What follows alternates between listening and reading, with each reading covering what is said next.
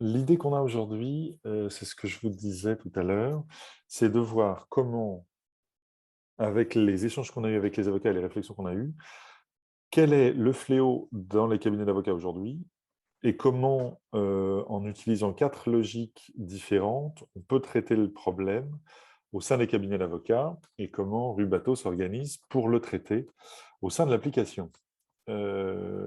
Pour ça, un partage d'écran.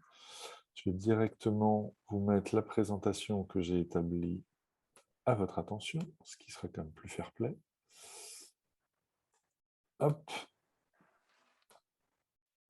et on va regarder ce que nous raconte Rubato. Est-ce que vous voyez bien l'application? Yep, Absolument. super. Donc, comment Rubato répond au défi de la profession, c'est-à-dire, d'un côté, le risque de bien respecter les délais, et dans le reste des questions, euh, l'efficacité au quotidien, donc la rentabilité des dossiers du cabinet. Comment a-t-on organisé ça? Comment on est arrivé à ça? Moi, j'ai travaillé pendant 10 ans en tant que juriste en droit immobilier dans les cabinets d'avocats et les protections juridiques. J'ai déjà réfléchi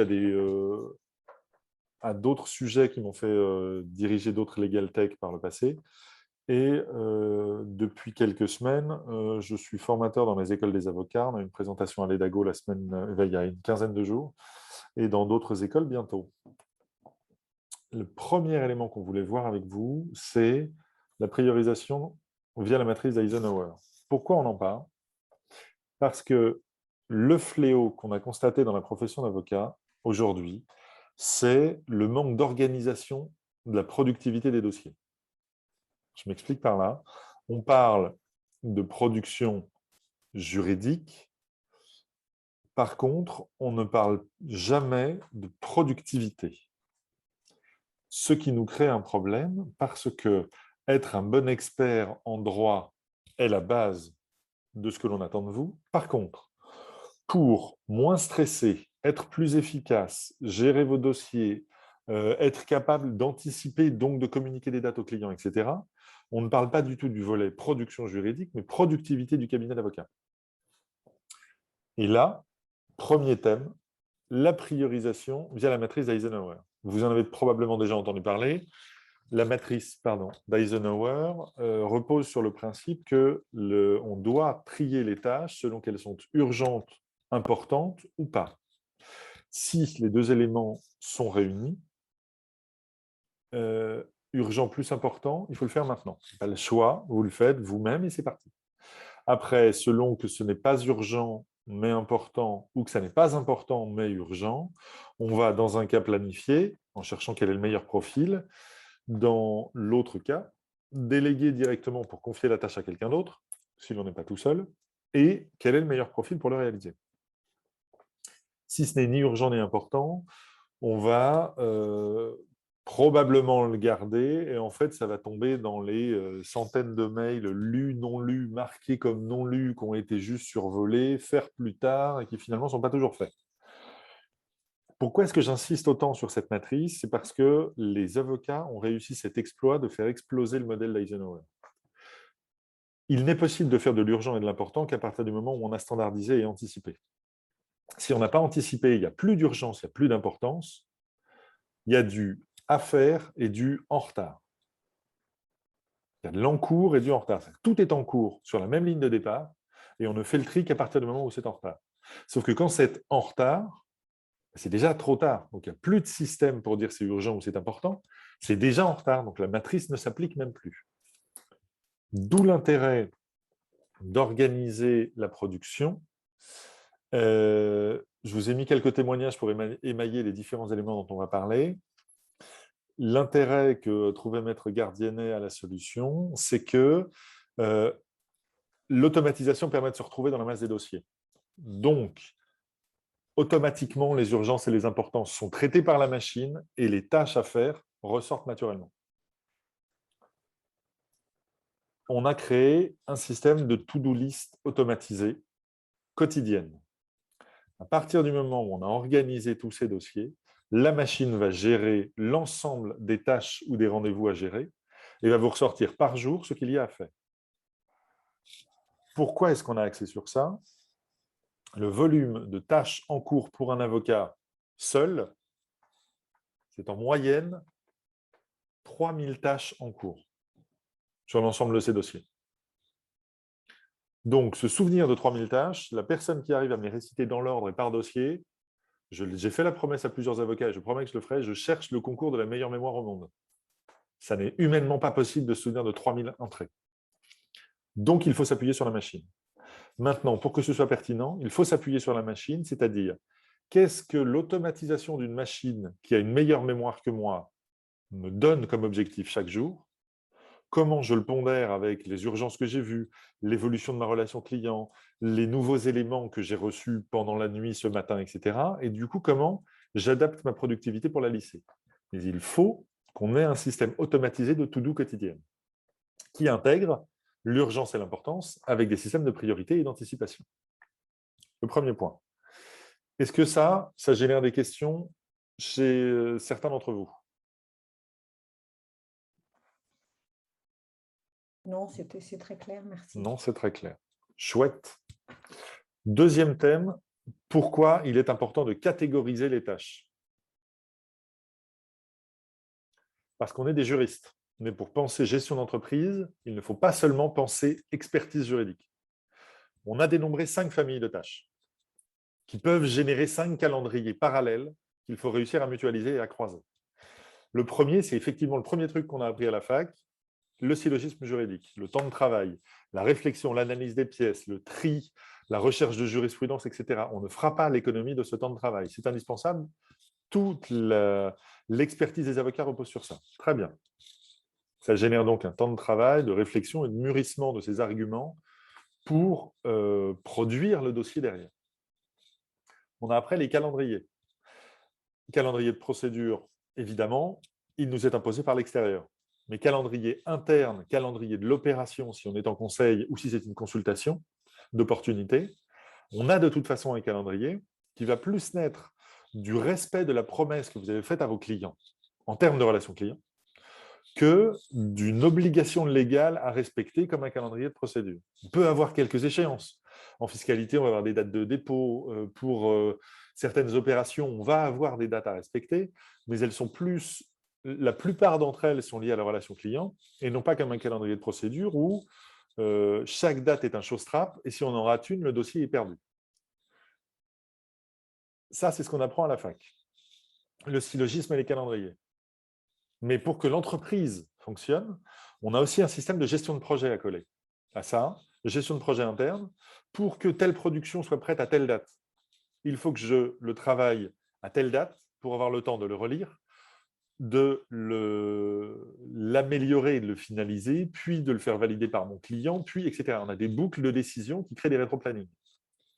Quand on est plusieurs dans le cabinet, qui écrit la première version, qui corrige, qui relit, qui finalise, qui envoie au client?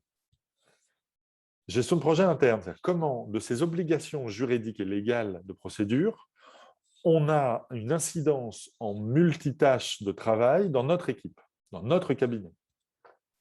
Pareil, pardon, en gestion de projet externe. Souvent dans les projets, on n'est pas le ou la seule à intervenir dessus. Le client, qui doit être mis en posture collaborative, j'attends de vous à tel moment, à telle tâche, avec tel délai que je vous laisserai, et j'attendrai votre réponse sous tel délai. À défaut, est-ce que je le vois, est-ce que je sais qu'il n'a pas répondu, est-ce que je le relance bien pour que le rythme se tienne?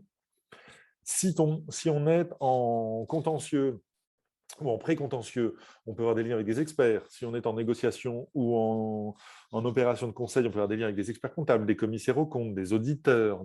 Bref, il y a toute une foultitude, pas des ingénieurs brevets. On peut avoir un nombre d'intervenants externes importants qui sont nécessaires au bon avancement du dossier pour que votre technique juridique traduise toutes les contraintes du métier que vous représentez à cette heure-là.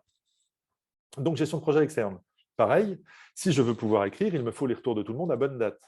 Donc, comment on crée les rétro-plannings et le suivi du flux d'informations entre les différents intervenants pour que j'ai toutes les informations pour pouvoir produire en une fois avec un passage de finalisation et non pas passer mon temps à réécrire parce que j'ai de nouvelles infos auprès de tout le monde. Efficacité. Enfin, l'administratif. C'est pas le plus agréable, hein, clairement. C'est souvent pas pour ça qu'on est devenu avocat. Mais il faut bien y passer. Une convention d'honoraires, ça se signe et ça s'enregistre. Une facture d'acompte, ça se suit.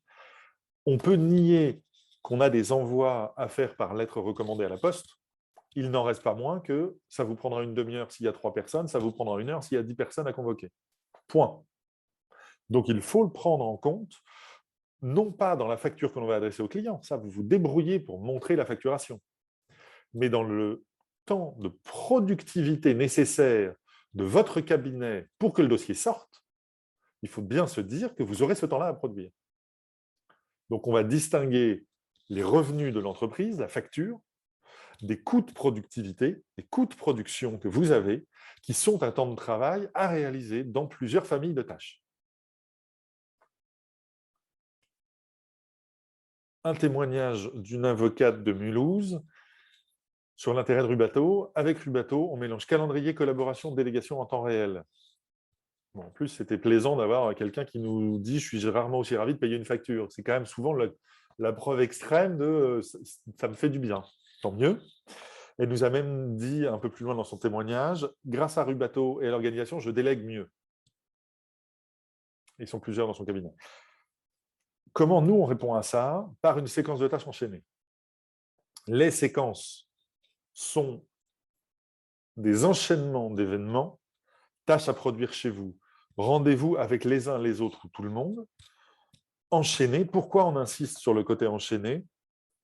On ne peut se permettre de rentrer dans ce micro-détail dont on parlait de l'administratif, gestion interne, gestion externe, qu'à condition que la chaîne de suivi soit déjà existante, facile à manipuler, et que si on décale une tâche, toutes les autres puissent bouger d'un coup. Si les 3000 unités dont on parlait de tâches sont à manipuler manuellement, c'est un enfer, il faut 1 ou 2 personnes juste pour manipuler les gestions de tâches, ce n'est pas possible. Donc il faut une machine pour que la gestion puisse se décaler aussi simplement. OK? Pareil, est-ce que ça génère des questions chez les uns ou les autres? Euh, oui, moi, pour ma part, donc, Oui, comme vous le savez, moi, je suis toute seule oui. et je m'interroge beaucoup, justement, bon, par rapport, il y a quand même pas mal de témoignages sur la délégation qui se Oui. facilite effectivement avec Rubato. Mhm. Moi, je suis intéressée évidemment aussi pour comprendre comment Rubato fonctionne quand on est en solo dans son cabinet et comment, on va dire, vos ingénieurs ou vos chefs de projet Mhm. nous aident à séquencer justement Voilà, parce qu'il y a un vrai travail de réflexion en fait sur absolument. l'organisation du travail. Absolument. Alors, premier point, le premier témoignage que vous avez mis là, de Maître Gardienet, c'est un avocat individuel sans assistante. Autant que Maître Diebold, qui travaille à Mulhouse, ils sont 9 dans le cabinet. D'accord? Le truc, en fait, que vous devez avoir en tête, c'est qu'en tant que chef d'entreprise, si vous êtes chef d'une entreprise individuelle, peu importe que vous soyez individuel, vous avez toutes les casquettes sur la tête. Il faut juste savoir à quel moment vous avez quelle casquette. Vous changez de rôle. Peu importe. Dans certains cabinets, on va se répartir la tâche à plusieurs et potentiellement, on va dissocier les prix de facturation des uns ou des autres parce que tout le monde n'a pas le même coût, le même revenu, le même salaire, etc. Très bien. Le principe reste le même à partir du moment où on ne s'intéresse pas tant à l'équipe qu'aux besoins pour que le dossier avance bien, de tâches à réaliser. Ce sont des tâches réparties sur des profils différents ou ce sont des tâches que un avocat ou une avocate va faire seul et va gérer toutes les tâches et toutes les natures de tâches, peu importe. Le sujet existe de toute façon. Comment dire, première question, comment nos ingénieurs gèrent ça? Alors, la première réponse, déjà, c'est qu'ils le gèrent bien, ce qui est quand même important à dire. Dans trêve de plaisanterie, l'idée, c'est que sur la page que vous voyez là, vous avez la majorité des réponses. Les séquences peuvent être modifiées en temps réel. Vous voulez ajouter ou modifier une tâche, le gros bouton plus vert que vous avez là vous permet d'ajouter une tâche ou un rendez-vous directement à l'endroit de la séquence qui vous intéresse. Une tâche ne vous sert à rien sur ce dossier-là, vous la supprimez en 2 clics. Une fois même que vous avez créé une séquence à partir des bibliothèques de modèles existantes et fournies par Rubato, vous la modifiez pour la mettre à votre main. Le bouton qu'il y a au-dessus, blanc, vous permet d'exporter cette séquence, de l'enregistrer comme modèle de votre cabinet. Donc on a aujourd'hui, en moyenne par cabinet, pour un cabinet individuel, entre 5 et 10 séquences personnalisées qui ont été tirées de nos bibliothèques ou créées ex nihilo à partir d'un modèle s'approchant et réécrites. Du coup, enregistrées pour votre cabinet. Ce qui génère une amélioration continue au sein de votre productivité, puisque si vous créez une séquence pour vous, la prochaine fois qu'un dossier identique approche, vous savez déjà comment le traiter. Vous n'avez pas besoin de réécrire à chaque fois cette gestion de projet, cette multiplication de tâches, cette séquence d'organisation. D'accord? Et en plus de ça, est prévu dans l'abonnement de Rubato de toute façon une possibilité de nous solliciter comme auditeur pour nous dire, voilà, j'ai une séquence, je tourne un peu en rond, il me faut un conseil, il me faut un sparring partner pour secouer un peu ce que j'ai écrit et voir si ça tient ou s'il y a des choses à améliorer. C'est notre proposition, c'est notre engagement d'être à côté de vous pour ça et de vous accompagner à écrire vos séquences. J'ai répondu à votre question ou pas? Oui, oui, c'est clair. Après, moi, j'ai quelques autres questions en tête, mais j'attends de voir effectivement comment vous déroulez Ok, les différentes fonctionnalités bien sûr. Et avant au de me besoin, lancer. vous le savez, vous n'hésitez pas. C'est ce que je vous dis. On a un agenda en ligne qui est disponible. Vous prenez rendez-vous et on en reparle en tête à tête s'il y a des questions vraiment très particulières à votre cabinet. Ça marche. Point suivant, la répartition de la charge. On revient sur les multicasquettes et le travail d'équipe. Oui, là, je vais parler équipe multiple. À voir comment ça se transpose dans les cabinets individuels. La plupart du temps, vous devez d'organiser vos emplois du temps pour avoir des temps de travail différenciés selon la casquette que vous portez à ce moment-là. Je m'explique par là. Pour être efficace en équipe, il faut de la coordination, de la responsabilité et de la confiance. Coordination, même entre les différentes casquettes quand on est individuel, on doit se coordonner pour avoir un ordre logique de gestion des tâches. Quelques éléments, je ne suis pas sûr que vous connaissiez ces quatre techniques. Les singes, c'est un pratique, c'est des ethnologues qui ont repéré ça. Un singe, vous vous approchez d'un singe, 9 chances sur 10 qui vous saute sur l'épaule. Point. Pas réflexe, ne cherchez pas, c'est comme ça. Pourquoi est-ce qu'on utilise cette métaphore-là? En management, un collaborateur qui a une difficulté va souvent aller voir son manager ou quand il va le croiser, il va dire j'ai une difficulté avec ça, j'ai un problème, j'ai une question sur ce dossier-là. Parce que les managers sont engagés auprès de leurs équipes et veulent les aider, le premier réflexe est de dire tu m'envoies ça par mail et je m'en occupe. Super brelet.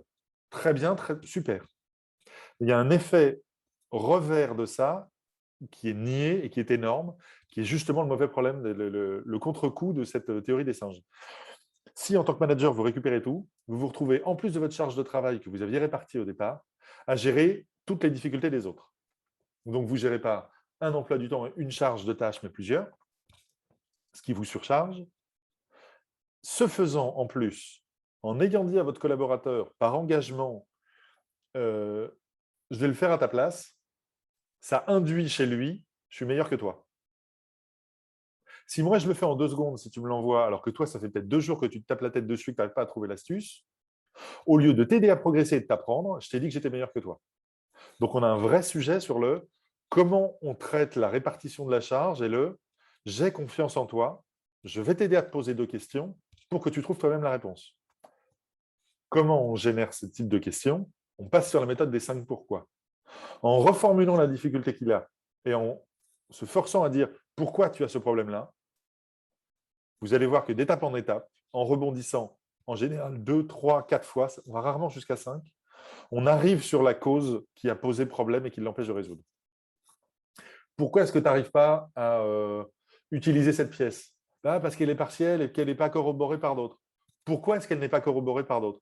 Là, parce qu'on l'a eu que par un témoignage indirect et qu'on n'a pas de retour direct de telle personne ou de tel intervenant.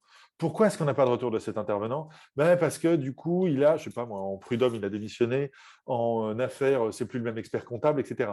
En fait, il manque une info qui va permettre de corroborer, qui va permettre d'utiliser la pièce pour la contextualiser, pour faire que ça tourne. Donc, encore une fois, au lieu d'essayer de régler le problème, prendre une minute avec son collaborateur, si c'est un problème de singe, euh, pour se demander où est le vrai problème. Ne pas répondre trop vite, de manière un peu réflexe, à si j'ai un problème, je réagis comme ça, mais se dire d'où vient la difficulté. Prendre le temps de remonter. Pourquoi ça? Encore une fois, on arrive, on remonte d'un étage, 80-20. Des études ont été faites dans toutes les entreprises. On a une répartition moyenne des difficultés, 80-20%. 80%, c'est standard, 20%, c'est à adapter ou c'est de l'improvisation parce que c'est de la nouveauté. 80% de ce que vous avez à faire dans un dossier, vous le connaissez. 20%, ça va être de l'adaptation au client, à la situation, au contexte, aux preuves que vous avez, etc. 80% de l'activité de votre cabinet, vous êtes capable de la standardiser. 20% d'urgence, de nouveaux clients, de dossiers anormaux, c'est-à-dire non fréquents, ayant une particularité, etc. Donc, si on a géré le problème des singes et qu'on est capable de prendre quelques minutes pour se demander pourquoi on a cette difficulté-là, on va être capable de standardiser 80% de notre productivité et donc n'avoir plus que 20% d'adaptation et de personnalisation à mettre en place. Comment on génère ça? Les speed meetings, technique hyper efficace. Et là, même si vous êtes seul, mais vous êtes dans un cabinet, dans des locaux partagés, vous pouvez le faire à plusieurs avec d'autres confrères. Un quart d'heure, voilà le dossier que j'ai. On n'a pas besoin de donner le nom du client, hein, donc il n'y a pas de problème de confidentialité. Voilà la question que j'ai, voilà les pièces que j'ai, en tout cas la nature de pièces que j'ai, voilà la question à laquelle je suis confronté. L'autre en dit quoi? Les autres en disent quoi? Le question ping-pong, comme ça, en se forçant à synthétiser le problème, non pas pour ne pas rentrer dans le menu détail, mais juste avoir est-ce que j'ai des nouvelles? Voilà comment je formule mon problème. Voilà comment ça se traite. Pour un manager, ça lui permet de dire, OK, speed meeting, j'ai vu. Du coup, les 5 pourquoi. Est-ce que là, on trouve la réponse tout de suite? Est-ce qu'il faut qu'on trouve un point sur ça? Est-ce que je suis en train de voir qu'il y a un problème? Est-ce que je dois t'aider? Est-ce que je dois prendre la main? Est-ce qu'on doit le déléguer à quelqu'un d'autre parce que tu as une surcharge? Et des speed meetings comme ça, j'ai l'exemple d'un cabinet qu'on accompagne, euh, entre l'associé, le collaborateur et l'assistante. Le collaborateur était en position cheville ouvrière des dossiers sur pas mal de dossiers. Du coup, l'assistante rentrait chez lui. Comme il voulait que ça se passe bien, la porte était grande ouverte tout le temps. Il avait l'impression d'être en permanence coupé par son assistante, à la limite de se dire, est-ce qu'il faut que je la garde ou est-ce qu'on doit la remplacer? Parce que ce n'est pas possible de travailler comme ça. Je la vis comme une pollution. On a mis en place les speed meetings chez eux très rapidement en organisant les séquences et l'organisation de Rubato autour de ces speed meetings. 2 fois un quart d'heure par jour. Bon. En 2 fois un quart d'heure par jour, ils produisent 10% de plus. Ils ont la question de la remplacer n'existe plus puisqu'elle a été augmentée. Ils ont pris une deuxième assistante. Et le cabinet se développe très bien. Donc, le simple organisation du rythme de parole et du rythme de transfert d'informations enlève la pollution, génère plus d'efficacité, donc de la capacité à générer plus de factures ou à travailler de manière plus rentable. Voilà, témoignage un peu long d'une autre avocate. L'autre point positif de Rubato est qu'il s'adapte aux différentes personnes au sein d'un même cabinet. Ma juriste travaille sur des matières bien différentes des miennes et elle s'organise également différemment, mais on se retrouve sur Rubato et c'est vraiment confortable pour toutes les deux. Ça fidélise aussi, c'est certain. Comment on a traité ça? Un suivi collaboratif par dossier. Tout est organisé autour d'un dossier. Dans le dossier, on a certes notre séquence, mais on a une équipe qui va produire ce dossier-là, qui va varier d'un dossier à l'autre selon la technicité et la disponibilité des uns ou des autres. Et on va avoir tout un système de visibilité des rendez-vous, les grands jalons, de manière très résumée de l'avancement du dossier, de la date de fin et de la nature de tâche qu'on a à réaliser, en plus des outils collaboratifs, un fil de chat sécurisé par dossier qui permet de créer l'historique des échanges que l'on a eus sur ce dossier-là, et un système de notes, de post-it numériques, où en fait, on va laisser un post-it pour l'équipe en disant il faut qu'on réfléchisse à ça. Ce n'est peut-être pas pour tout de suite, mais c'est à faire. Voir au niveau facturation, il s'est passé ça, ça, ça, ça, ça. Prochaine fois qu'on voit la tâche facture à arriver, voilà ce qu'il y aura à facturer. OK? Et c'est pareil quand on est tout seul. On peut s'écrire des notes à soi-même pour, dans 3 mois, ne pas se dire « J'avais pensé à un truc vachement bien pour ce dossier-là, c'était quoi ?» Alors, on va parler de la jurisprudence qu'on a vue dans le Dalloz Actu ou dans le Nexis il y a 3 mois. Alors, c'était quand? Je crois que c'était avant l'été. Une demi-heure de perdu pour le retrouver. À facturer, est-ce que j'ai noté les mails, les échanges de mails qui n'étaient pas prévus dans mon fil de production? Est-ce que je les ai ajoutés, comptés, traités en facture? Est-ce que j'ai bien suivi tout ce que j'avais fait pour le client, même s'il y a des consultations annexes, des réflexions supplémentaires, des rendez-vous supplémentaires, etc., pour adapter ma facturation par petits volets, mais qu'en tout cas, j'utilise toutes les options de ma convention d'honoraires, je les réfléchis, elle a des options et différents tiroirs de facturation possibles, comment je choisis à quel moment j'actionne quel tiroir pour, parce que je l'ai produit, dire à mon client, voilà la facture intermédiaire que j'attends de vous. OK? Donc, un suivi collaboratif par dossier. Comme ça, ah tiens, un retardataire. Bienvenue maître. Nous avons commencé, pour faire un rapide résumé, vous raccrochez un peu à la présentation. 4 points à voir pour la présentation de Rubato aujourd'hui. L'axe de base fondamental est de répondre au fléau de la profession, qui est l'absence de process de productivité dans les cabinets. De cette absence de process découlent tous les travers de la profession, hyperstress, inertie ou inefficacité ressentie à se noyer dans la liste des tâches à faire par jour, faible taux de facturation moyen. Pour rappel, je ne crois pas que je l'ai dit en intro tout à l'heure, moyenne nationale constatée l'an dernier, sur 8 heures de travail réalisées, 1,9 heures facturées en moyenne. Donc on est à 25% de facturation. C'est faible, très faible. Les 4 points qu'on a choisis pour traiter ce problème, la matrice d'Eisenhower et le système urgent important. Les avocats ont fait sauter le système en n'anticipant pas et en ne planifiant pas, donc en arrivant à un système de en cours, en retard. Si rien n'est planifié et que tout est en cours, on a 3000 ou 4000 tâches en cours, ce n'est pas possible de toutes les gérer en même temps. Donc la matrice est inapplicable. Si on a anticipé, automatisé l'avancement pour avoir des rappels réguliers, du coup, automatiquement, les tâches importantes sont déjà notées comme importantes. Il n'y a plus d'urgence puisque tout est planifié sur ce qui était anticipé. Ne reste plus que la personnalisation et l'adaptation à l'évolution du dossier pour gérer les urgences.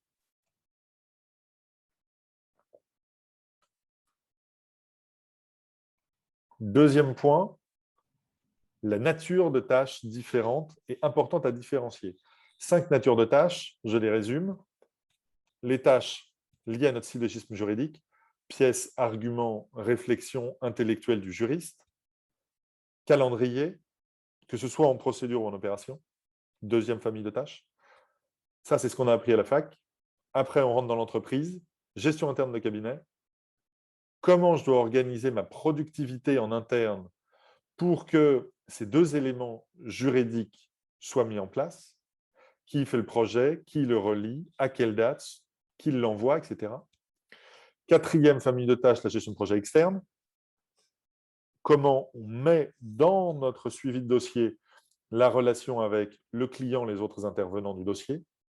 Dernier, l'administratif, qui n'est pas le plus plaisant, mais qui ne peut pas être nié, puisque ça coûte sur la rentabilité des dossiers. Troisième point que nous abordions ici, la répartition de la charge et l'importance du collaboratif, avec quelques méthodes connues dans toutes les sociétés, mais rarement appliquées dans les cabinets d'avocats. Les singes, non pas les singes, je ne te vois pas, je ne t'entends pas, je ne t'écoute pas, mais les singes, le transfert de charge d'un collaborateur à un avocat associé ou d'un associé à un collaborateur qui veut montrer qu'il est très très engagé auprès de son équipe, là, il se retrouve à gérer 2 ou 3 charges de travail au lieu de se concentrer sur la sienne et de poser les questions qui vont permettre à l'autre de gérer. La question des 5 pour toi, pourquoi, afin de remonter sur la cause d'origine du problème. Le ratio à garder de 80-20, 80% est standardisable, 20% est personnalisable. Donc 80% dans vos dossiers, 20% de personnalisation par dossier, 80% dans la charge de cabinet peut être standardisée, 20% sera de l'adaptation. Et les speed meetings, comment on fait des petits points très synthétiques sur l'avancement des dossiers ou des difficultés du moment, plutôt que de faire des réunions souvent lénifiantes sur l'ensemble des dossiers du cabinet, qui prennent un temps général à tout le monde très important, multiplié par le nombre d'intervenants, et qui sont en général une litanie de points administratifs d'organisation des calendriers qui devraient être automatisés. Un témoignage prouvant que ça fonctionne, que Rubato fonctionne sur les différents profils des cabinets, un juriste, une avocate, une assistante. La réponse, tout focalisé sur l'organisation par dossier, par type de dossier, avec des systèmes collaboratifs intégrés. Dernier point que je voulais aborder avec vous, la structuration de la productivité. C'est bien de parler de plein de techniques existantes comme ça, très bien, il y en a plein dans plein de sociétés, dans les industries, dans les sociétés de services. Maintenant, comment on peut structurer ça pour organiser sa productivité en interne au sein du cabinet afin de voir les effets sur sa charge mentale, sa capacité à produire et son chiffre d'affaires. Il faut, c'est ce que je vous disais tout à l'heure, anticiper et suivre. On part du principe qu'il faut créer le fil d'Ariane de vos dossiers. Les dossiers passent à 80% par les mêmes étapes pour être produits. Donc, c'est standardisable. Comment écrire ces fils standards de suivi de dossier, étant donné que Rubato nous permettra de personnaliser les 20% d'adaptation nécessaires à mon dossier, à mon client ou à la charge de mon cabinet. Dans l'ordre, il nous faut, pour créer ce fil d'Ariane, d'abord traiter ce qui est juridique. Dans quel ordre je veux travailler, quels sont mes temps de travail pour pouvoir assumer mon dossier.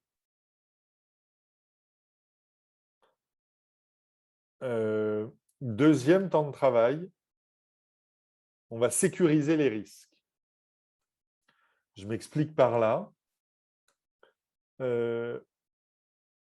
En contentieux, le risque d'un délai, d'un dernier jour de possibilité d'assignation via RPVA, un dernier jour pour avoir le droit d'agir, donc un dernier jour d'assignation avant la péremption du dossier, indispensable à suivre.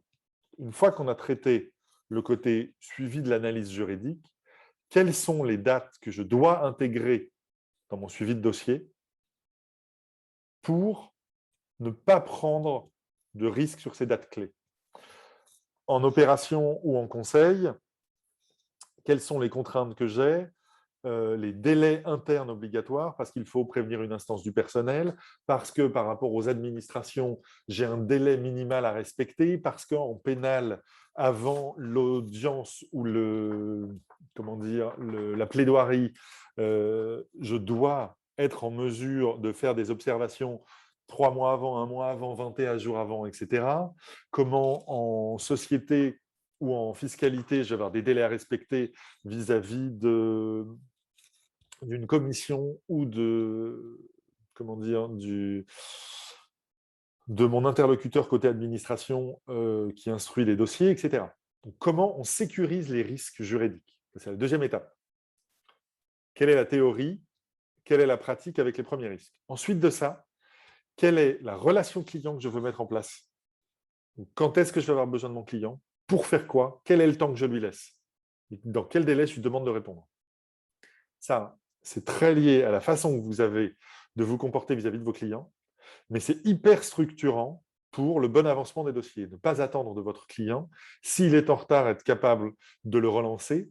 Et s'il vous pose la question plus tôt que prévu, être capable de lui répondre « Je vous attends la semaine prochaine comme prévu ».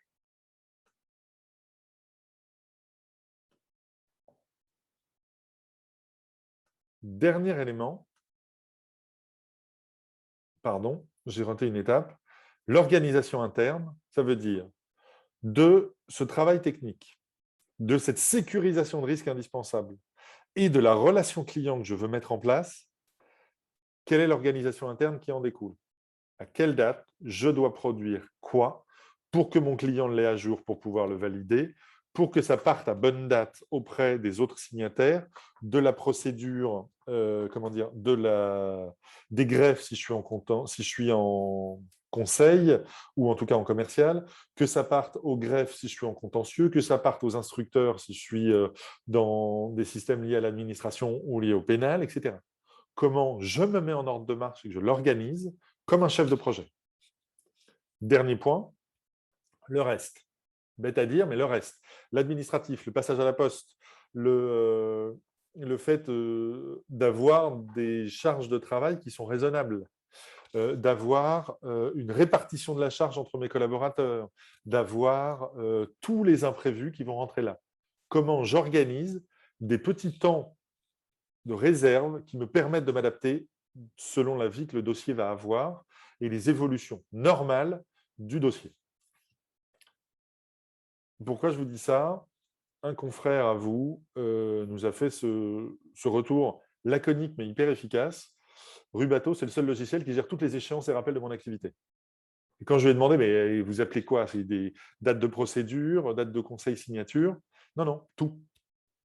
Autant le rappel de mon client que le besoin de faire ma facturation, que les dates de procédure envoyées. Comment nous, on y répond? Une possibilité intégrée dans Rubato de créer des séquences personnalisées qui serviront de modèle à votre équipe ou à vous-même si vous êtes seul. Donc, on devient un système apprenant qui s'adapte à l'évolution de votre façon de faire. On a créé, alors si on rentre dans le détail de productivité, on a créé des chaînes de production, on a créé des workflows de travail itératifs. Vous pouvez améliorer votre modèle, le réenregistrer sous la nouvelle version. Vous pouvez avoir des modèles différents si vous travaillez avec différentes équipes au sein de votre cabinet où les modèles de suivi vont pouvoir varier. Il n'y a pas de limite à vous créer vos propres systèmes de travail améliorés.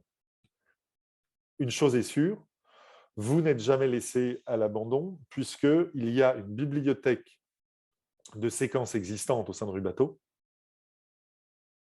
que vous pouvez consommer à loisir, que vous pouvez nous proposer d'enrichir si vous trouvez qu'il en manque une, et que vous pouvez déformer pour créer vos propres modèles. Autre point, le fait d'avoir structuré chaque dossier, ça vous permet d'organiser le suivi de l'ensemble de vos dossiers. Et donc d'avoir une vue très haute, très aérienne de l'état d'avancement de tous vos dossiers en cours. Et donc de rapidement savoir lesquels sont à travailler en ce moment.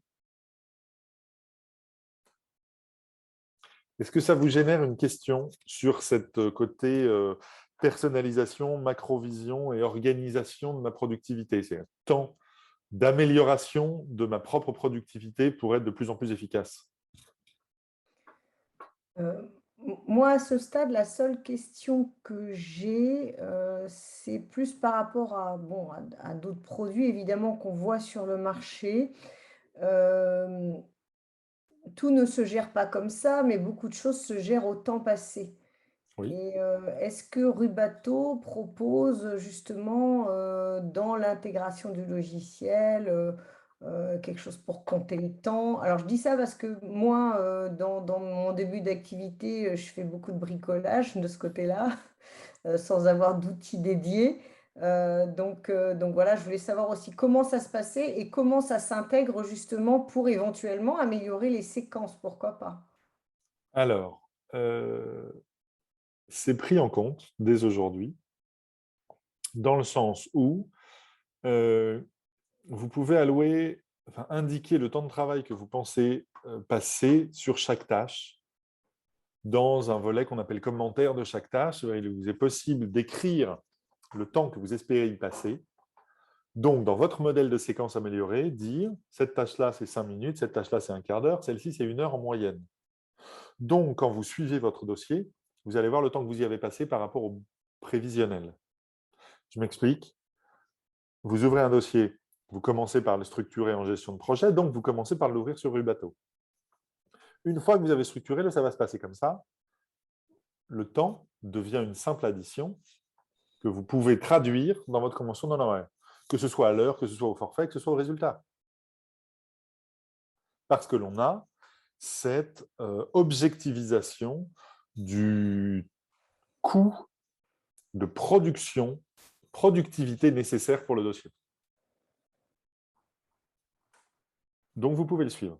On est en train de développer un module amélioré de ça qui vous permettra d'avoir en live l'état de facturation de votre dossier, de faire Ouais, en ouais. direct l'écart budgété réalisé. Oui, ben alors Ça, voilà, c'est exactement ça ma question, parce que si on a, entre guillemets, sa petite horloge, entre guillemets, comme on voit sur, on va dire, certains logiciels, oui. 90% ou 95% des logiciels. Donc, ma question, c'est ça, c'est est-ce que effectivement ma petite horloge intégrée me permet effectivement derrière d'améliorer ma productivité en fonction de ce que j'aurais déjà établi avec Rubato. C'est ça. Alors, en Voilà. fait, l'idée de la petite horloge est une fausse bonne amie. Oui, Parce qu'elle part du principe que quand vous êtes sur votre dossier, vous êtes à 100% sur votre dossier. non, ce qui n'est pas vrai. Voilà. C'est nier les interférences que vous allez avoir, parce qu'un client appelle, parce qu'un autre dossier se presse devant vous, parce qu'un collaborateur ou une assistante rentre dans votre bureau, parce que. Or, les horloges tournent tant que les dossiers sont ouverts. La seule réponse existante, c'est de dire, bon, comme tous les dossiers se polluent les uns les autres, finalement, ça se pondère. Ce qui est assez faible comme qualité de réponse. Donc, la question n'est pas tant l'horloge qui tourne, mais quel est l'écart entre ce que j'avais prévu et ce que j'ai fait. Ça n'était possible qu'à partir du moment où la démonstration était faite, et c'est ce qu'on a réussi à faire sur Rubato, qu'il faut commencer par ranger sa chambre. Voilà. Tant que la chaîne de production n'est pas organisée dans un menu détail suffisant pour tenir compte de tous les aspects du dossier, et non pas seulement des grosses masses de production juridique, avec ce qui arrive quand même fréquemment, la cote communication client, qui est la grande variable de la rentabilité du cabinet, on peut, parce que le détail de la productivité est organisé, commencer à compter. De la même manière que sur une chaîne de production. Hein. On ne compte pas le nombre de pièces qui arrivent en fin de chaîne de production si on ne sait pas combien de temps on passe à chaque étape. C'est la même chose. Donc, il fallait commencer par créer la chaîne. On savait qu'il était possible de le faire. On est en train de développer un système automatisé qui vous permet, à partir de vos modèles, de déclarer et de voir l'écart entre la jauge prévisionnelle et la jauge réalisée, pour savoir où vous en êtes, non pas seulement de la productivité, mais de la rentabilité de votre Oui, dossier. ben voilà. Puis après, enfin, je veux dire, enfin, l'objectif aussi, parce que enfin, bon, j'ai travaillé un petit peu sur le sujet de justement, enfin, comment je calcule ma marge. C'est quelque chose qui est plus facile. Enfin, c'est quelque chose qui est plus facile à calculer bon, sur d'autres activités. Mais travailler sa marge par rapport à son taux horaire, c'est quelque chose, enfin, voilà, on ne nous l'apprend pas, hein, ni Alors, on ne l'apprend à pas. l'avocat, ni à la fac. Hein. Alors, certainement pas à la fac. Déjà, on nous apprend à être expert. On ne l'apprend pas à l'école. En tant qu'avocat, on l'apprend assez peu parce que c'est un sujet assez nouveau, finalement. D'empirisme en génération d'avocats, on n'a pas eu cette question de l'optimisation de la productivité qui s'est posée de manière objective. Donc, la question apparaît aussi grâce aux capacités des outils. La question devient un peu plus complexe que ça, puisque, encore une fois, il faut que la chaîne soit prête. Calculer son taux de marge par rapport à un taux horaire, c'est partir du principe que le calcul est binaire. Voilà mon taux, voilà le temps passé, l'un fois l'autre égale X égale ma marge. Sauf que dans la plupart des entreprises, les salaires sont différents selon les postes que l'on occupe. Les charges associées au poste de chacun sont différentes. Donc, il faudrait, par nature de tâche, je remonte au début de la présentation aux 5 natures de tâches, en arriver à dissocier un taux horaire chargé complet par type de tâche pour, selon le type de tâche, y affecter un taux de marge spécifique différencié. Il devient vraiment un boulot d'expert comptable. Oui, donc ça peut se travailler avec un expert comptable, que d'ailleurs, il me semble être plus proche de Rubato que les logiciels dont vous parlez, qui sont des logiciels de tri et d'archivage de pièces auxquels on colle un temps de travail. Donc pas en tant que tel une réflexion de la rentabilité. Oui, absolument. Donc, on organise sa chaîne de production pour en tirer, avec le travail d'un expert comptable et la finesse de la différenciation des flux d'argent, une Oui. rentabilité moyenne par dossier, donc un taux de facturation par dossier nécessaire. Je parle bien de taux de facturation, non pas d'heures de facturation. Combien je dois facturer par rapport à cette masse de production que je dois produire. Donc ça arrive, mais il fallait déjà démontrer que le système Ouais. existe. Comme aujourd'hui, on voit une augmentation du taux de facturation chez les gens qui utilisent Rubato, une amélioration de la productivité au quotidien qui se calcule à en moyenne 3 heures par semaine, c'est-à-dire 20 jours de productivité par an. Je vous laisse faire le calcul via votre taux horaire, même si vous ne facturez pas tout. On parle en dizaines de milliers d'euros par avocat, Ouais, ouais. par an, d'amélioration sèche, sans compter le confort au travail, l'amélioration de la qualité de vie, puisque moins de stress, moins de charge mentale, donc moins de temps de travail ou plus de dossiers plus sereinement, moins de conflits ou de relations crispées avec les clients, les intervenants, etc. Donc voilà pourquoi, évidemment, à notre avis, Rubato est la réponse au défi de la profession. D'accord. Voilà. Ok. Est-ce que ça répondait à vos questions? Oui, oui, enfin, pour ma part.